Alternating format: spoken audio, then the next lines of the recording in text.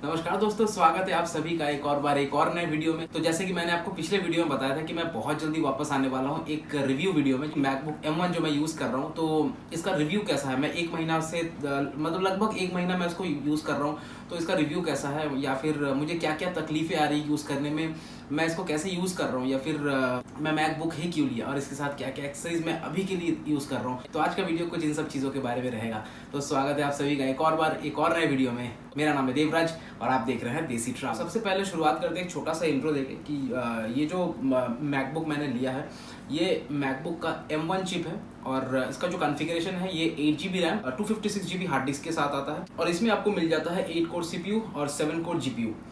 ये M1 chip के ऊपर बेस्ड है और सब के सब इंटीग्रेटेड है। आप कुछ एक्सटेंड नहीं करा सकते हो, जैसे कि बहुत ही आम बात है। और इसके साथ साथ मुझे मिल गया था 30 वाट का एक चार्जर और 2 मीटर का केबल। और जैसे कि मैंने आपको बताया था कि मैंने ये लैपटॉप जो है स्टूडेंट डिस्काउंट में लिया था, तो स्टूडेंट डिस्काउंट में मुझे एक सेकंड जनरेशन का एयरपॉड्स भी मिल गया था, तो जिसका MRP अभी करीब करीब 14,000 के आसपास है, जो मुझे फ्री में मिल गया था। तो ये तो हुआ छोटा मोटा इंट्रोडक्शन। अब मैं बोलता हूँ कि इसको लेने का कारण, मैकबुक ही क्यों लिया। एडिटिंग करने के लिए हमें एक बहुत ही छोटा सा कॉम्पैक्ट सा और थोड़ा अच्छा ब्राइटनेस वाला और थोड़ा पावरफुल मशीन चाहिए था। पावरफुल मशीन इससे भी M1 चिप से भी आपको पावरफुल मशीन मिल जाएगा। तो मैकबुक लेने का कारण ये है, ये बहुत ही छोटा कॉम्पैक्ट और ट्रैवल करते समय आपको बहुत ज़्यादा ये सुविधा देता है। तो 60 लीटर बैकपैक में जब मैं अपना पहला वाला लैपटॉप लेता था, तो लैपटॉप घुसाने के बाद मुझे ऐसा लगता था कि चलो अब लैपटॉप घुस गया, अब थोड़े बहुत चीज़ें ही घुसेंगे। पर इसको मैं जब लेके अभी कैरी करता हूँ, तो लैपटॉप बैग के अंदर डालने के बाद अभी भी काफ़ी जगह रहता है और कभी कभी तो पता भी नहीं चलता है कि मैंने लैपटॉप अंदर लिया भी है। तो बहुत ही छोटा कॉम्पैक्ट और स्लिम है एकदम, मतलब पोर्टेबिलिटी के मामले में ये एकदम बेस्ट है। अब थोड़ी गहराई में जाते हैं। मुझे एक ऐसा लैपटॉप चाहिए था जिसका स्क्रीन बहुत अच्छा था। तो इसका स्क्रीन जो है वो आपको 400 निट्स में मिल जाता है और इसका जो स्क्रीन का जो क्रिस्प है ना, ये बहुत आपको एडिटिंग में मदद करता है। तो ऐसा है कि ये बजट पे मुझे बाहर HP या फिर लिनोवो या फिर आसूस देख लो, तो उसमें आपको 60-70 के रेंज में जो आपको लैपटॉप्स मिल रहे थे, उनका जो डिस्प्ले है वो डिस्प्ले उतना आँख में नहीं लग रहा। वो एमोलेड टाइप का जो डिस्प्ले या फिर जो ओलेड टाइप का जो डिस्प्ले होता है, अगर वो डिस्प्ले आपको लेना होता है तो वो कम से कम 80,000 के आसपास चला ही जा रहा था। तो उसके साथ अगर आप पावरफुल चिप लेते हो या फिर अगर आप मान लो कि 16GB का रैम लेते हो और आप 1 TB का हार्ड डिस्क लेते हो, तो कम से कम वो आपका 80-90,000 के आसपास चला ही जा रहा था। तो मैं सोचा कि जब मैं 80-90 का रेंज में लैपटॉप ले ही रहा हूँ, तो क्यों ना मैं मैक यूज़ कर लूँ, क्योंकि मैं ऑलरेडी iOS यूज़र हूँ और मेरे इसके साथ मुझे एक हेडफोन भी मिल जाएगा जो कि एडिटिंग करने में बहुत ही मदद करता है, जो कि वायरलेसली आपको एडिटिंग करने में मदद करता है। और साथ में आपको इतना अच्छा पावरफुल या फिर पोर्टेबिलिटी या फिर चार्ज पे मैं आता हूँ, इसका मतलब चार्जिंग या फिर बैटरी बैकअप में मैं आता हूँ। तो मैं सोच रहा हूँ कि जब मैं 80-90 के रेंज में चला ही गया, तो क्यों ना मैं मैक का M1 ले लूँ, क्योंकि अभी मेरा जो एडिटिंग है ट्रैवल वीडियोस में, आपको पता है कि उतना ज़्यादा लेयर्स ज़रूरत नहीं पड़ता है, या फिर अगर ज़रूरत पड़ता भी है तो मैक्सिमम कितना 2-3 लेयर या फिर 4 लेयर, अगर आप 5 लेयर भी अगर आप 4K में एडिट करते हो, कुछ उतना खासा दिक्कत आया नहीं है।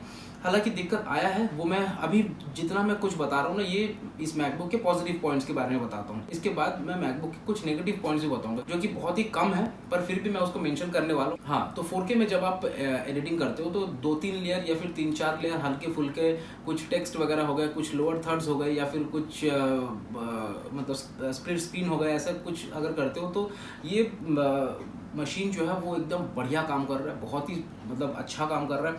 और साथ ही साथ अगर आप देखते हैं कि मतलब रेंडरिंग वगैरह, या फिर हालांकि मैं अभी मतलब प्रीमियर प्रो वगैरह इसमें यूज़ नहीं कर रहा हूँ, मैं अभी आई मूवी पे ही कर रहा हूँ। और आई मूवी में आपको 4K में जब आप एडिटिंग करोगे तो आपको कोई दिक्कत नहीं होगा, अनलेस एंड अनटिल जब आप कलर करेक्शन करते हो ना, तब थोड़ा सा आपको लैग दिखने मिलता है। मतलब वो थोड़ा सा लैग, मतलब अगर आप मान लो कि कलर करेक्शन करके ही आप दूसरे क्लिप में जंप करते हो, तो उस समय आपको थोड़ा सा मतलब अगर मान लो कि वो काम आपका 1 मिनट मतलब 3 सेकंड में होता है, वो आपका 4-5 सेकंड में हो रहा है, मतलब थोड़ा सा लैग कर रहा है।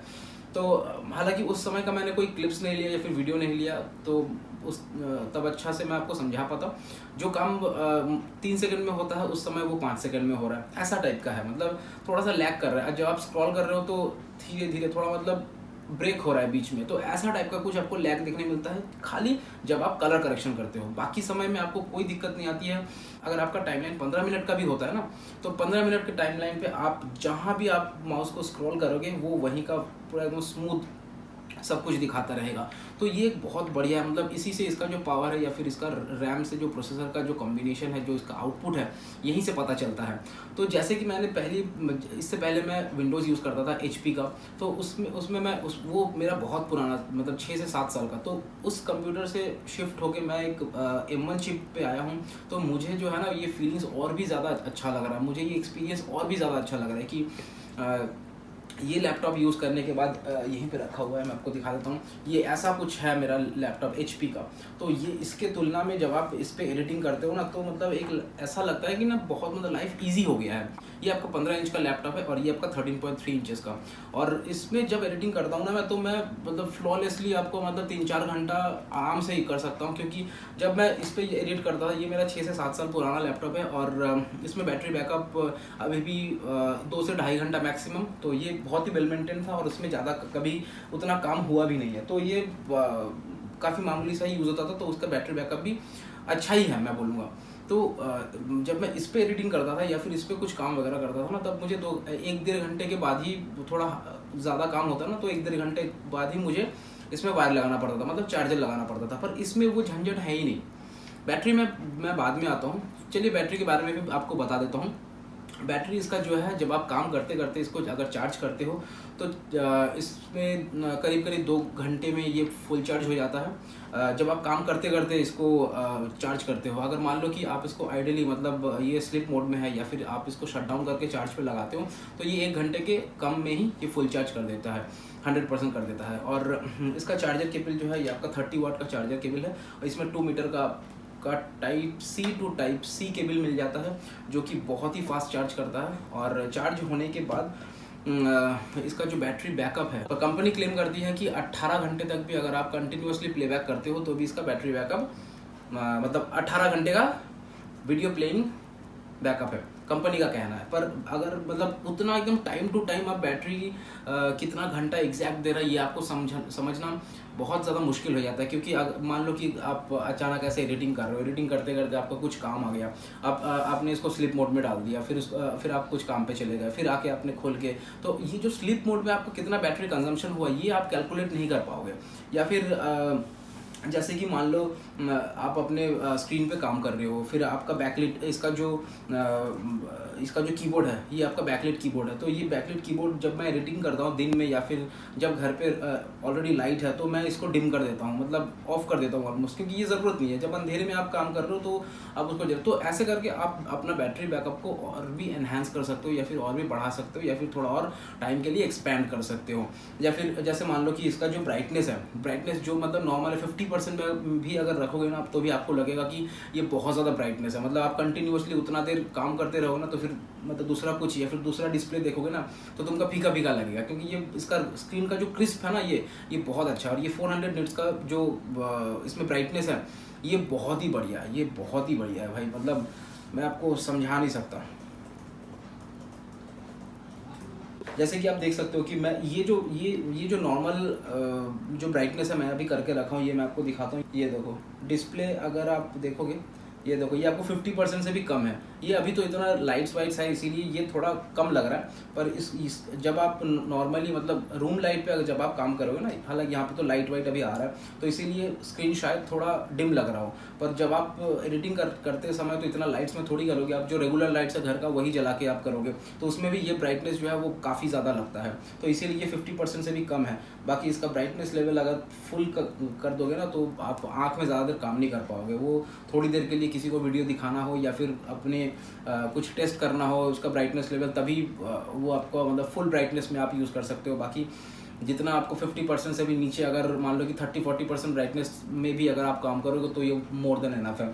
तो ऐसा है कुछ। और बाकी इसका जो मतलब मैं विंडोज से शिफ्ट होकर जो iOS पे आया हूँ, इस पर मैं थोड़ा और ज़्यादा बात करना, हालांकि मैं इस तरह के वीडियोस से ना वाकिफ़ नहीं, मतलब ऐसा आदत नहीं मुझे ऐसा मतलब कंपैरिजन वाला वीडियो बनाने में। पर फिर भी मुझे लग रहा है कि अभी फिर बहुत बंदे ऐसे हैं कि मैकबुक यूज़ करने के बारे में सोच रहे हैं, पर अभी विंडोज़ में है, तो वहाँ से शिफ्ट करना उनको थोड़ा मुश्किल, या फिर वो सोच रहे हैं कि ये ठीक होगा कि नहीं, ये पहले भी मैं भी सोच रहा था और इस पर बहुत ज़्यादा रिसर्च किया मैं, पर इतना भी एक्सपेक्ट नहीं किया था M1 चिप से कि मैं सोचा था कि ये 2020 का मॉडल है, अभी 2 साल में तो कितना ही पीछे चला गया होगा, या फिर अभी के जो अपडेटेड जो लैपटॉप्स हैं उन सब से कितना फास्ट होगा, पर ये बहुत फास्ट है भाई। और अभी का कंप्यूटर को ये आसानी से टक्कर दे देगा, खासकर इसका जो बैटरी बैकअप है और इसका जो LCD स्क्रीन है, ये आपको मतलब पैसा वसूल कर देगा। और जहाँ तक बात है कि ये आपका बजट लैपटॉप नहीं है, टू बी वेरी ऑनेस्ट ये बजट लैपटॉप नहीं है, पर इस बजट में ये सबसे अच्छा लैपटॉप हो सकता है। इसमें कोई हीटिंग इशू नहीं है, मैंने इसे 4-5 घंटे लगातार मतलब लिया हुआ है इसका। जब ये शुरुआत में आया था ना, तो इसमें जो थाईलैंड के लास्ट वाले कुछ वीडियोस है, उस समय मैं इसमें पूरा लिया था 4-5 घंटे कंटिन्यूअस, इसमें एकदम फुल फ्लेजेड एडिटिंग होता था 4K में।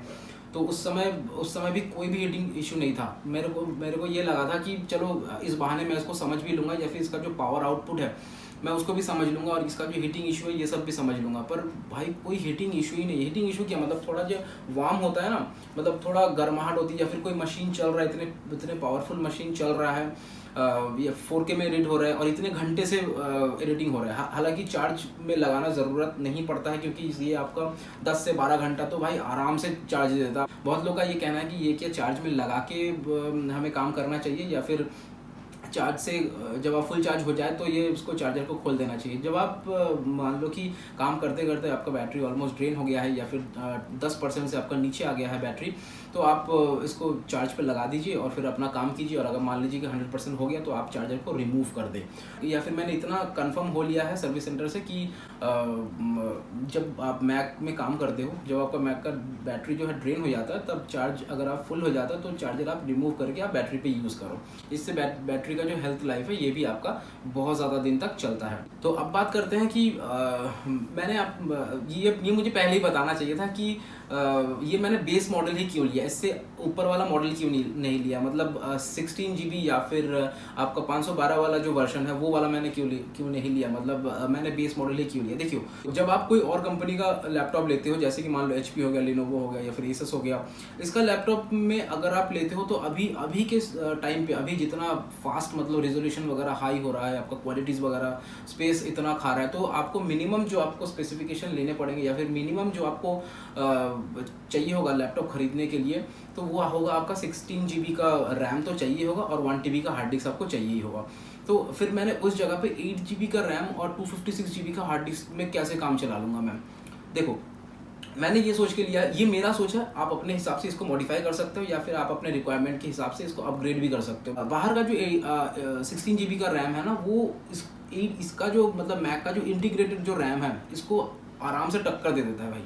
क्योंकि मेरा जो अभी का जो एग्जिस्टिंग लैपटॉप है, मतलब इससे पहले जो HP का लैपटॉप में यूज़ करता था, उसमें आपका 4 GB का रैम था, जो कि 6 से 7 साल पुराना है, और उस समय 4 GB मतलब बहुत फास्ट था, मतलब उस समय का अपडेटेड मेरे पास लैपटॉप था। तो वो 4 GB साथ में और 4 GB लगाओगे तो 8 GB होगा, तो उसमें भी आपको उससे भी ज़्यादा मतलब 16 GB का रिक्वायरमेंट हो गया अभी। अगर आप थोड़ा एडिटिंग वगैरह करते हो और उस लैपटॉप को 3-4 साल या फिर 5 साल चलाने के बारे में सोचते हो, तो आपको मिनिमम 16 GB रैम तो उसमें लेना ही पड़ेगा।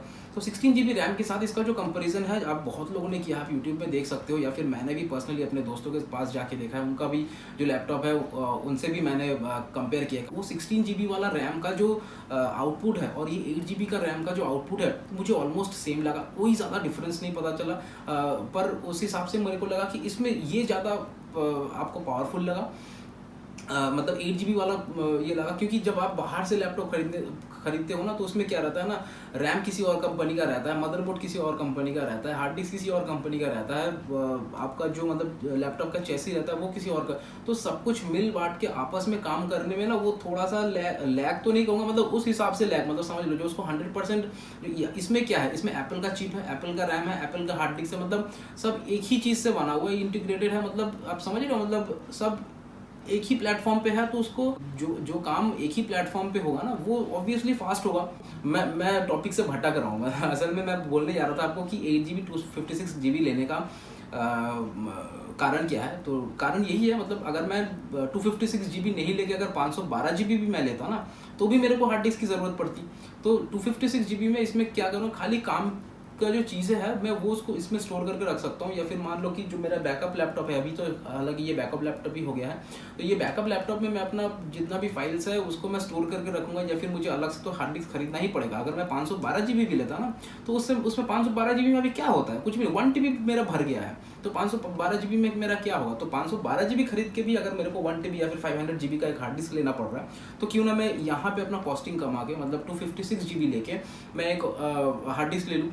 तो बात तो वही है। अब और अगर मान लो कि आपको बहुत ज़्यादा प्रो वाला काम करना है, आपको मान लो कि कोई मूवी अगर मान लो आपको एडिट करना है या फिर बहुत हाई लेवल वाला एडिटिंग करना है, तब आप 16 GB पे जा सकते हो, मतलब रैम मैं बता रहा हूँ।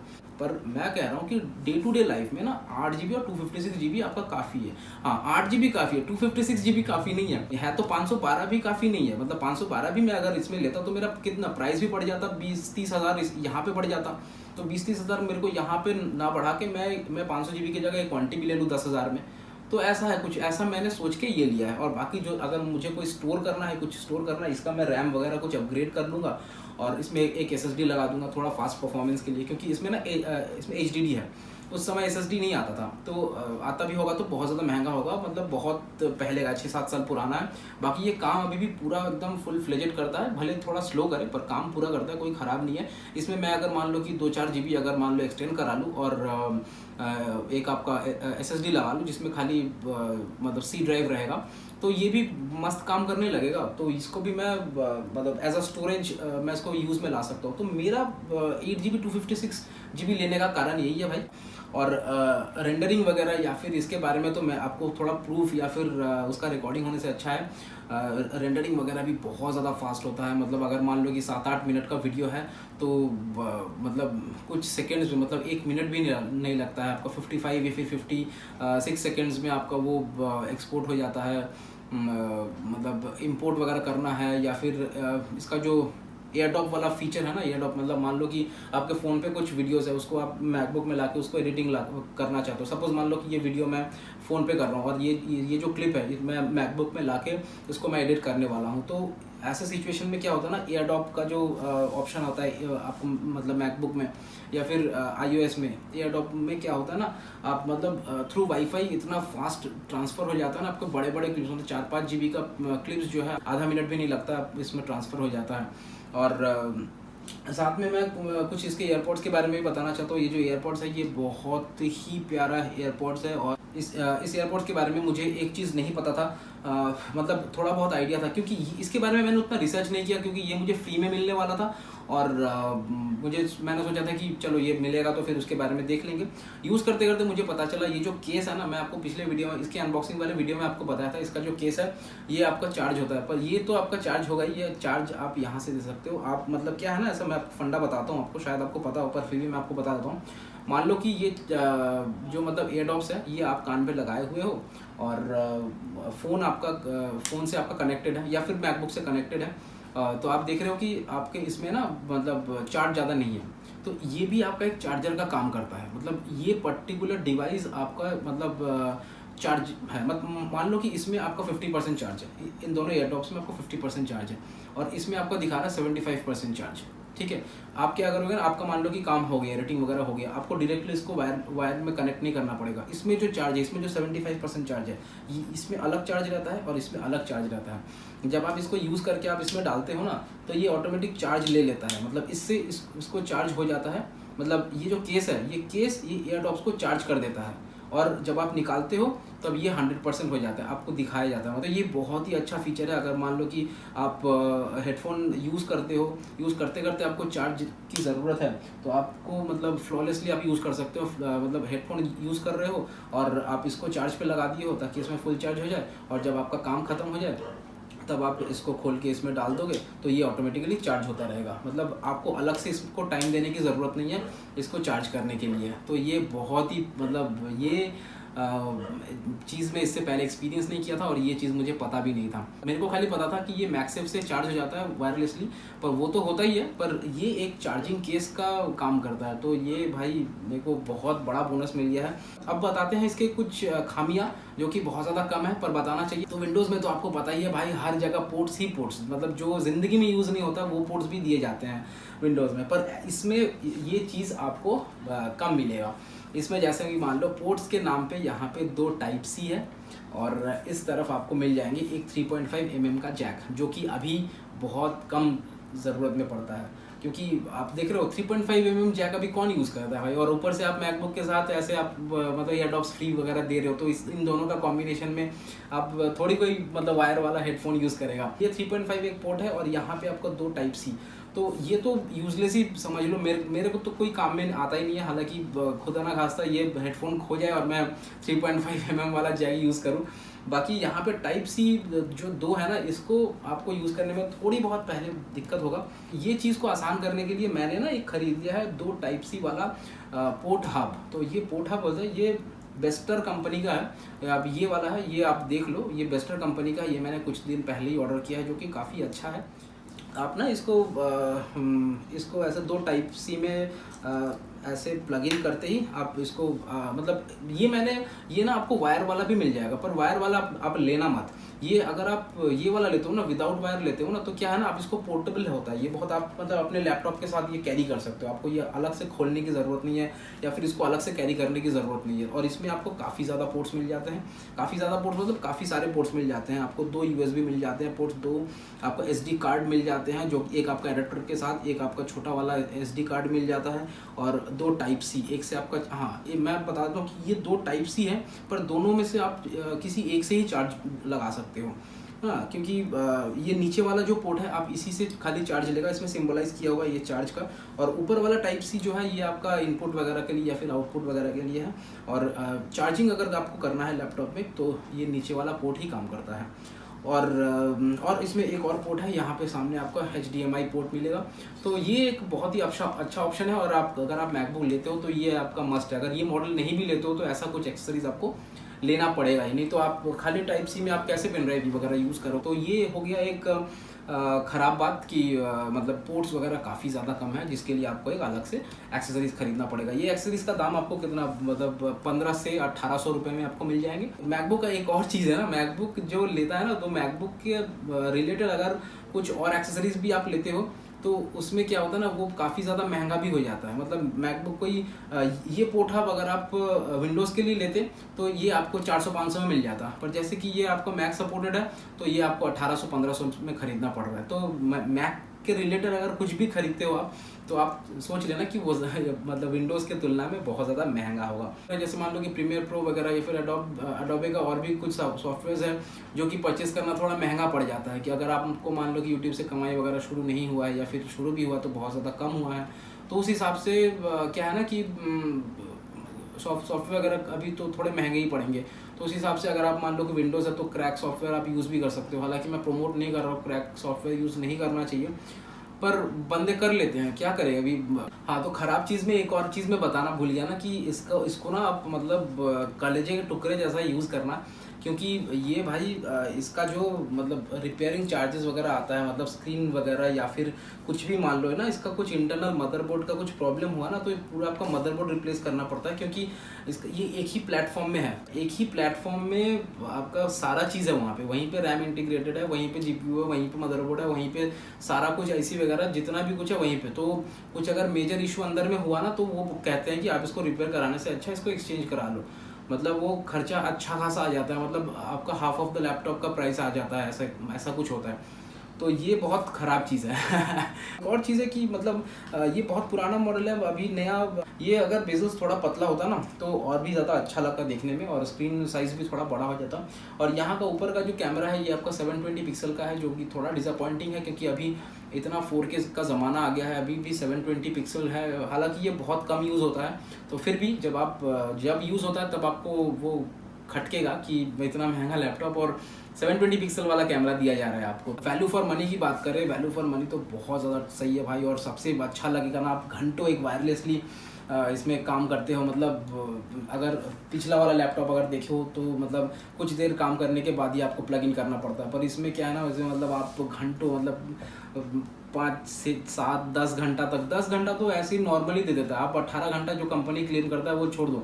मतलब ये ना माइलेज की तरह, जब आप गाड़ी खरीदने जाते हो तो क्या पूछते हो कि कितना देती है, तो कंपनी वाले बोलते हैं 60-70, तो उसमें से 5-10 आप घटा देते हो, तो ऐसे ही है। मतलब ये कंपनी 18 घंटे बोल रही है, अगर आप उसमें से 5-10 घटा भी देते हो ना, तो मतलब 12-13-14 घंटा आराम से मतलब आपको मिल जाता है। अगर आप थोड़ा और केयरफुल रहे ना, जैसे कि मान लो आपका बैकलाइट का जो ब्राइटनेस है ये अगर आप डिम कर दो, या फिर स्क्रीन का रिजोल्यूशन मतलब ब्राइटनेस थोड़ा कम करके काम करो, तो बैटरी लेवल जो है वो और भी ज़्यादा हो जाता है। या फिर एडिटिंग के टाइम पे अगर आप अपना वाईफाई ऑफ रखते हो या फिर ब्लूटूथ वगैरह ऑफ रखते हो, ब्लूटूथ तो खैर ऑन रहता है क्योंकि हेडफोन में काम होता है, तो ब्लूटूथ ऑन रखते हो, फिर बाकी सारे पीछे रन होने वाले ऐप्स जो है उसको बंद रखते हो, तो इन सब चीज़ों से क्या होता है ना, आपको बैटरी बैकअप थोड़ा और इन्हांस होता है। और साउंड क्वालिटी माशाल्लाह, ये तो मैं भूल ही गया था।